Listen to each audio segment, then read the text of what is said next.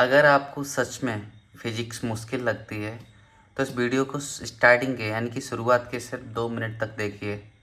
अगर आपको कुछ समझ नहीं आता है तो आप इस वीडियो को छोड़कर जा सकते हैं, ये मेरा चैलेंज है। लेकिन अगर आप 2 मिनट का हमें देते हैं तो मैं आपको ये प्रूव कर दूंगा कि फिजिक्स जैसा टफ सब्जेक्ट सच में बहुत इजी होता है। वीडियो में मैं आज डिस्कस करूंगा ग्रेड 10th का फिजिक्स का इलेक्ट्रिसिटी चैप्टर के बारे में। तो चलिए स्टार्ट करते हैं। मेरे फ्रेंड्स, इलेक्ट्रिसिटी को समझने से पहले हमें समझना होगा इस मैटर के बारे में। आप कहोगे मैटर के बारे में, थोड़ा सा रुकिए, समझिए पहले। देखो, मैटर का सबसे छोटी चीज़ यानी कि जो है वो है एटम। ठीक है, आपको ये बात पता है। और एटम आपको पता है कि ये 3 सब पार्टिकल से मिलकर बना है। पहला है आपका इलेक्ट्रॉन, दूसरा है आपका प्रोटॉन और तीसरा है आपका न्यूट्रॉन। ठीक है, ये 3 इसके पार्ट हैं। और अगर हम इसके स्ट्रक्चर को समझते हैं तो कुछ इस तरीके से है। ये पूरा रहा आपका एटम। ठीक, इसके अंदर रहा ये न्यूक्लियस। इस पूरे को हम कहते हैं एटम। इसके अंदर रहता है न्यूक्लियस। इसका जो बाहर की ये जो ऑर्बिट है, इसमें रहता है इलेक्ट्रॉन और इसमें रहते हैं प्रोटॉन और न्यूट्रॉन। ठीक है, मैं आपकी जानकारी के लिए बता दूं कि इलेक्ट्रॉन को डिस्कवर किया था जे थॉमसन ने, प्रोटॉन को डिस्कवर किया था रदरफोर्ड ने और न्यूट्रॉन को डिस्कवर किया था चैडविक ने। ठीक है, तो देखो मैं आपको बता दूं कि एक अच्छा सा मैं आपको ट्रिक बता रहा हूं जिससे कि आपको चीज़ें ये याद रहेंगी। बहुत अच्छी खासी ट्रिक्स है ना, वो आपको समझ में आएगा। देखो, मैं एक ज़बरदस्त ट्रिक बता रहा हूँ इस चीज़ की कि किस तरीके से आप याद रख सकते हैं कि किसने क्या डिस्कवर किया था। तो इस ट्रिक का नाम है ईंट पर नाच। ठीक है, इस ट्रिक के अकॉर्डिंग आप बहुत आसानी से चीज़ों को बता सकते हैं। ई का मतलब होता है इलेक्ट्रॉन, टा आया है, टा का मतलब है थॉमसन, यानी टी से बनता है थॉमसन। तो जे थॉमसन ने इसको डिस्कवर किया था। फिर आता है पा फोर प्रोटॉन। ठीक है, पा आ गया तो प्रोटॉन, रा फोर रदरफोर्ड, ना फोर न्यूट्रॉन, चा फोर चैडविक, यानी कि न्यूट्रॉन की डिस्कवर किया था चैडविक ने। तो इस तरीके से इसकी पूरी चीज को आप आसानी से याद कर सकते हो। लगता है कि आपको ये चीज़ बहुत अच्छे से समझ में आ गई होगी। आपने इतनी बात तो समझ ली कि भाई जो एटम है उसके 3 पार्ट हैं। कौन कौन से? एक तो इलेक्ट्रॉन, एक प्रोटॉन और एक न्यूट्रॉन। तो यहाँ पर आप देखेंगे जो इलेक्ट्रॉन होता है इस पे होता है नेगेटिव चार्ज। ठीक है, इस पे नेगेटिव चार्ज होता है। और प्रोटॉन जो होता है उस पे होता है पॉजिटिव चार्ज। नेगेटिव और पॉजिटिव। अब एक वर्ड आ रहा है यहाँ पर, ये चार्ज। ये क्या है इसी को समझते हैं, क्योंकि 90% स्टूडेंट्स को यही चीज़ समझ में नहीं आती है। असली कहानी जो है ना वो यहीं से स्टार्ट होती है कि व्हाट इज चार्ज। आखिर चार्ज है क्या? तो चार्ज कुछ नहीं है, एक फंडामेंटल प्रॉपर्टी है मैटर की।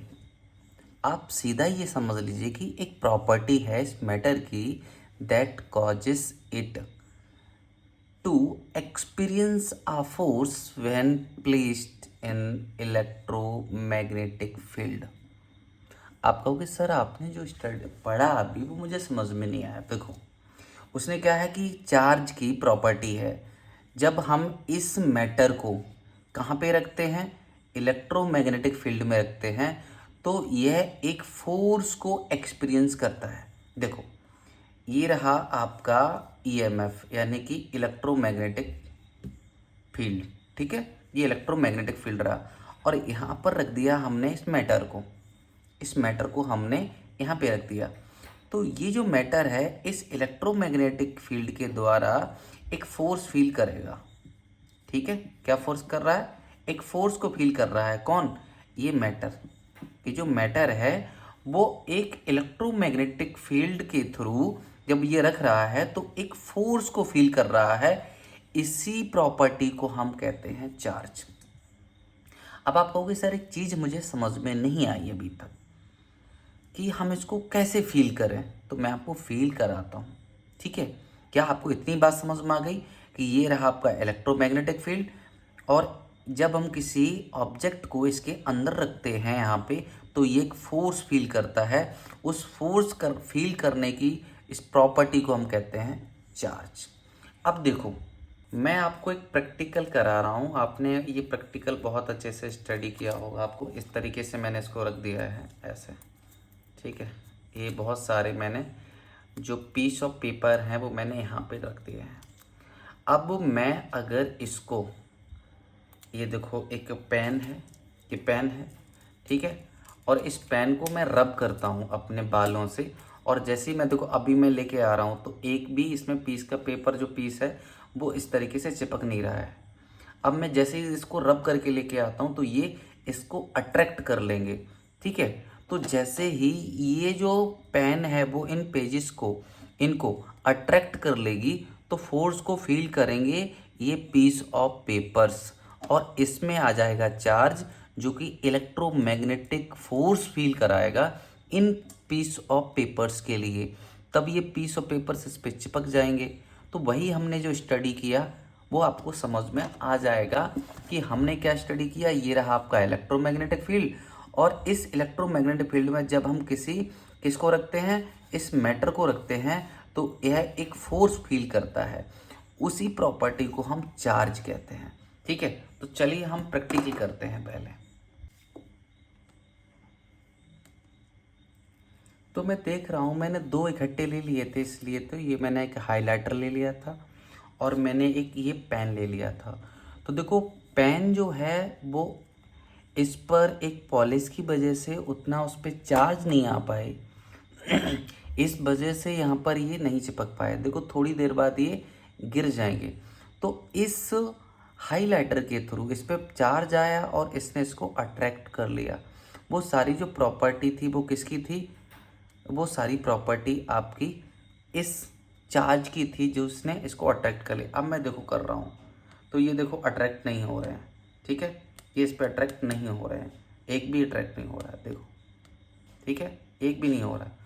और जैसे ही हम इसको रब करते हैं इस तरीके से बालों में, तो देखो ये देखो चिपक जा रहे हैं, है ना। तो ये सारी प्रॉपर्टी किसकी है बच्चों, ये प्रॉपर्टी है इसकी। पता कर लिया कि भाई चार्ज क्या होता है।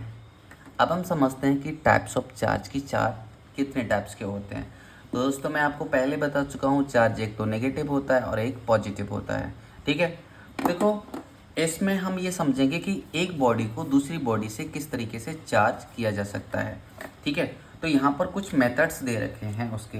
पहला मेथड है charging by friction, charging by conduction, charging by induction. हम इन तीन मेथड्स को बहुत बारी बारी से समझेंगे। तो सबसे पहले हम समझते हैं चार्जिंग बाय फ्रिक्शन, कि किसी चीज़ को हम फ्रिक्शन के थ्रू रब करके किस तरीके से चार्ज कर सकते हैं। तो दोस्तों अभी हमने एक प्रैक्टिकल किया था। क्या प्रैक्टिकल किया कि इस हाइलाइटर को मैंने अपने बालों से रब किया था, और रब करने के बाद हम पीस ऑफ पेपर्स के पास लेके आए थे और इस पर वो अट्रैक्ट हो गए थे, चिपक गए थे। तो इसमें हमने इसको चार्ज करा दिया था। तो देखो इसमें क्या है कि, तो आई होप कि आपको समझ में आ गया होगा कि किस तरीके से हम किसी बॉडी को, जैसे कि एक बॉडी ये है, एक बॉडी है, इसको हम अगर रब करेंगे तो ये चार्ज हो जाएगा। तो इसमें इन्होंने ये कहा है कि जब हम चार्जिंग बाय फ्रिक्शन किसी भी एक बॉडी को दूसरी बॉडी से रब करते हैं तो दूसरी बॉडी चार्ज हो जाती है। अब दोस्तों हम इसमें ये समझते हैं कि कौन कौन सी चीज़ें ऐसी हैं जिसमें हमें कौन सा चार्ज मिलता है। तो देखो कुछ ऐसी हम आपको बॉडीज बता रहे हैं जिसमें आपको पॉजिटिव चार्ज मिलेगा देखने को। जैसे ग्लास रॉड है, इसमें पॉजिटिव चार्ज मिलेगा। फर है, जिसको हम बिल्ली की जो खाल होती है ना, वहाँ से जो, उसको हम फर कहते हैं। वुलन क्लॉथ से भी आपको पॉजिटिव चार्ज मिलेगा, ठीक है। वुलन क्लॉथ कोट से भी आपको मिलेगा, वुलन कारपेट से भी आपको मिलेगा, नायलॉन और एसीटेट के जो कपड़े होते हैं उनसे भी मिलेगा, और जो सूखे बाल होते हैं वहाँ से आपको पॉजिटिव चार्ज देखने को मिलेगा।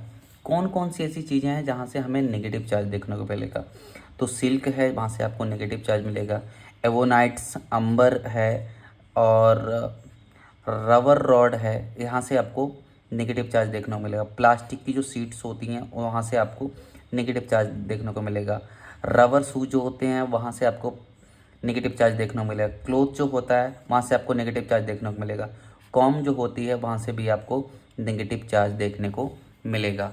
तो मैंने इसमें ये समझा कि कौन कौन सी ऐसी चीज़ें हैं जहाँ से हमें नेगेटिव चार्ज देखने को मिलता है।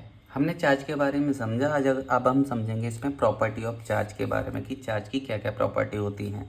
सबसे पहली बात हम समझाएंगे आपको कि लाइक चार्ज जो हैं वो रिपेल करते हैं, अनलाइक चार्ज जो हैं वो अट्रैक्ट करते हैं। इस बात को मैं आपको थोड़ा सा क्लियर करके समझा रहा हूँ जिससे कि आपको चीज़ें समझ में आ जाएगी।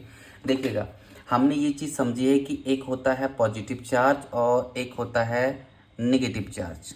मैं आपको बता दूं कि जो इलेक्ट्रोमैग्नेटिक वेव्स हैं, है ना, इस पॉजिटिव चार्ज में निकलती हैं आउटसाइड की तरफ ऐसे, ठीक है, ऐसी निकलेंगी इस तरीके से बाहर की तरफ, और यहाँ पर ये 90 डिग्री का एंगल बनाएंगी, ठीक है, ऐसा, इस तरीके से ये आगे की तरफ निकलेंगे ऐसी, ऐसी और ऐसी, तो ये 90 डिग्री का एंगल बनाएंगे। यहाँ पर आपको इस तरीके से समझ में, यहाँ रही आपकी ये नेगेटिव, ठीक है।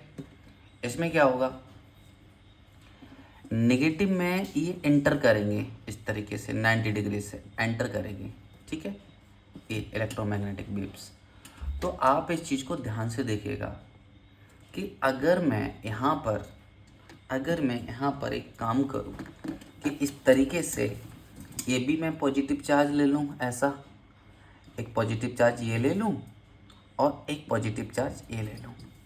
अगर मैं इनको पास में लेके आता हूँ तो देखो इधर से भी निकल रही हैं, इधर से भी निकल रही हैं, तो ये आपस में टकराएंगे, एक दूसरे को डिस्ट्रैक्ट करेंगे, दूर हटाएंगे, ठीक है, इस तरीके से। ऐसा देख रहे हो ना आप, ऐसा ये दूर हटाएंगे एक दूसरे को, ये पास में अट्रैक्ट नहीं करेंगे। अगर मैं यहीं पर एक को पॉजिटिव ले लेता हूँ और दूसरे को ले लेता हूँ नेगेटिव, तो जैसे ही हम पॉजिटिव नेगेटिव लेंगे ये एक दूसरे को क्या कर लेंगे, अट्रैक्ट कर लेंगे, है ना, क्योंकि इसमें से ये आने वाले हैं इस तरीके से ये। तो अगर मान लो पॉजिटिव और पॉजिटिव हुआ तो एक दूसरे को ये क्या करेंगे, पॉजिटिव पॉजिटिव हुआ तो एक दूसरे को क्या करेंगे, एक दूसरे को रिपेल करेंगे, दूर हटा देंगे। और जैसे ही ये पॉजिटिव और नेगेटिव हुए तो एक दूसरे को ये अट्रैक्ट कर लेंगे। तो आई होप कि आपको ये चीज़ समझ में आ गई होगी। क्या समझ में आया होगा आपको, आपको ये चीज़ समझ में आ गई होगी कि सेम चार्ज, जो सेम चार्ज होंगे वो क्या कर लेंगे, एक दूसरे को रिपेल करेंगे। रिपेल का मतलब दूर फेंक देंगे, ठीक है, रिपेल टू ईच अदर, एक दूसरे को अलग कर देंगे। अब इसकी दूसरी प्रॉपर्टी जो है वो ये कहती है, क्या कहती है, कि जो चार्ज है ना, चार्ज इज क्वांटाइज्ड। क्वांटाइज्ड इसका मतलब क्या होता है, इसका मतलब ये है कि अगर मान लो ये बॉडी है m1 और ये बॉडी है m2, तो अगर यहाँ से यहाँ चार्ज जाएगा तो वो इंटीग्रल फॉर्म में जाएगा, है ना, इंटीग्रल फॉर्म में। आप कह रहे होगे सर इंटीग्रल समझ में नहीं आया। इसका मतलब ये है कि जो चार्ज भेजा जाएगा, इस चार्ज को रिप्रेजेंट हम करते हैं Q से, ठीक है, और जो कोई चार्ज भेजा जाएगा वो इस फॉर्म में भेजा जाएगा। इसका मतलब ये है कि चार्ज अगर यहाँ से जा रहा है तो वो पूरा पूरा जाएगा। ऐसा नहीं है कि यहाँ से मैं कहूँ कि 1.2 चार्ज चला गया, मैं कहूँ 1.5 चार्ज चला गया, मैं कहूँ कि इसमें से 2.5 चार्ज चला गया, मैं कहूँ इसमें से 3.5 चार्ज चला गया। ऐसा पॉसिबल नहीं है। अगर जाएगा तो या तो पूरा एक जाएगा तो या तो फिर एक पूरा 2 जाएगा, यानी कि पूरा पूरा नंबर जाएगा, उसको हम कहते हैं चार्ज इज क्वांटाइज्ड। यानी कि आप इस तरीके से समझ सकते हो चीज़ों को कि अगर एक क्लास में कुछ बच्चे बैठे हुए हैं, मैं कहता हूँ कि इस क्लास से 1.5 बच्चे बाहर निकल जाओ, तो 1.5 बच्चे निकलना बाहर पॉसिबल ही नहीं है। मैं कहूँ 2.5 निकल जाओ तब भी नहीं निकल सकते, जाएंगे तो पूरा एक बच्चा जाएगा। तो हम कह सकते हैं कि एक बॉडी से दूसरी बॉडी में जब भी चार्ज आएगा तो पूरा किस में जाएगा, इंटीजर फॉर्म में, ठीक है, इंटीजर फॉर्म में। अब आपको ये चीज़ ऐसे समझ में नहीं आएगी, मैं आपको थोड़ा और इजी तरीके से समझाता हूँ इस चीज़ को, ठीक है। देखो, मैंने कहा कि भाई एक कूलाम, जो एक कूलाम चार्ज होता है उसकी वैल्यू क्या होती है। एक कूलाम चार्ज की वैल्यू होती है 6.25 इंटू 10⁻18 इलेक्ट्रॉन्स। इसमें इतने इलेक्ट्रॉन्स होते हैं। अगर मैं कहूँ कि 2 कूलाम की कितनी होती है, 2 कूलाम चार्ज की, ठीक है, 2 कूलम चार्ज की, तो देखो इसमें 1 का मल्टीप्लाई हो रहा है, तो यहाँ पर हो जाएगा 2 का मल्टीप्लाई, 6.25 इंटू 10⁻18 इलेक्ट्रॉन्स। अगर मैं कहूँ कि 3 कूलम की कितनी होती है, तो 3 कूलम चार्ज की वैल्यू वो कितनी हो जाएगी, 3 इंटू 6.25 इंटू 10⁻18 इलेक्ट्रॉन्स। अब आप एक चीज़ को ध्यान से देखना कि ये जो सारी वैल्यूज हैं वो क्या है, आपका चार्ज है, और चार्ज को हम रिप्रेजेंट करते हैं क्यू से। ठीक है, यहाँ पर आप देख रहे हो ये जो है वो ये जो आ रहे हैं वो क्या है, आप कहोगे ये सब नंबर हैं, तो नंबर को हम यहाँ पे लिख देंगे n। ठीक है, और ये जो है ये सारी वैल्यू जो है वो क्या है, तो आप ये कहेंगे ये सब इलेक्ट्रॉन्स हैं, तो हम कर देंगे इसको ए। अगर मैं इसको कंबाइंड करके लिख दूँ, ठीक है, इस ब्रैकेट को इसको भी हटा दूँ, तो हम कह देंगे Q इक्वल Na। इसको हम कहते हैं charge is quantized. I hope कि आपको ये चीज़ समझ में आ गई होगी। तो हम इसको डायरेक्टली क्या लिख सकते हैं कि जो चार्ज का क्वांटाइज्ड है वो है Q इक्वल टू Na। ठीक है, ये बात है, चार्ज इज क्वांटाइज्ड। 3 पॉइंट्स आता है कि चार्ज इज कंजर्व्ड। चार्ज जो है वो कंजर्व्ड है, इसका मतलब ये है कि चार्ज को ना तो क्रिएट किया जा सकता और ना ही हम उसको डिस्ट्रॉय कर सकते हैं। ठीक है, ना तो हम क्रिएट कर सकते हैं ना ही डिस्ट्रॉय कर सकते हैं। केवल एक बॉडी 1 से बॉडी 2 में हम क्या कर सकते हैं, ट्रांसफ़र कर सकते हैं, और इसी पूरी प्रोसेस को हम कहते हैं कंजर्व्ड। कि चार्ज जो है वो कंजर्व्ड है, चार्ज कंजर्वेशन कहते हैं इसको हम।